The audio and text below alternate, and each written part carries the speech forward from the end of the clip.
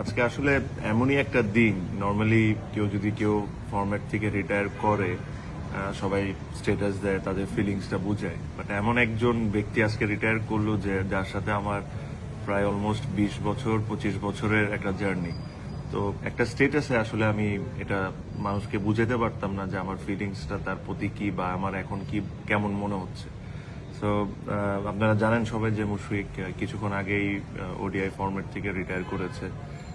মুশফিকরা আমি এতটুকুই বলতে চাই যে দোস্ত, তোর সাথে আমার খেলা শুরু আন্ডার 15 লেভেল থেকে, and I have seen you grow step by step. আমি তোকে দেখছি যে তুই একটা নর্মাল ব্যাটসম্যান থেকে একটা বাংলাদেশের one of the best batsman হয়ে কেমনে হইছস। অনেক মানুষ হয়তোবা আপনারা ওর হার্ডওয়ার্কটা দেখার সুযোগ হয় নাই, যেহেতু আমরা ওদের সাথে একসাথে খেলি। আমি দেখেছি যে একটা ছেলে কতটা কষ্ট করতে পারে, মানে একটা মানুষের পক্ষে যতটা কষ্ট করা সম্ভব আমার কাছে মনে হয় যে সে সবই করেছে, এখনো করে যায়। আমরা এটা নিয়ে অনেক সময় হাসাহাসিও করি যে একটা মানুষ এত কষ্ট করে কেন, বাট তার ডেডিকেশন, তার খেলার প্রতি ভালোবাসা, ইট ইজ ইমেন্স। এটা আমি কথায় কোনোদিন কাউকে বুঝাতে পারবো না। বাট আজকে ও খেলা ছেড়ে দেওয়া ওর জন্য এটা কত কষ্টকর। আমি যেহেতু ওর খুব কাছের একজন ফ্রেন্ড, তা আমি এই জিনিসটা ফিল করতে পারি যে it is so so so hard for him.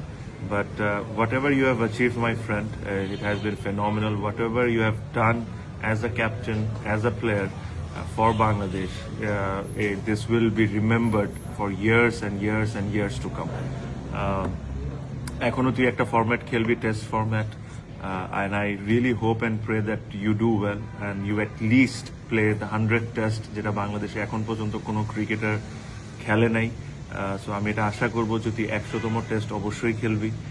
আর এটাই আমি actually very very emotional at the moment.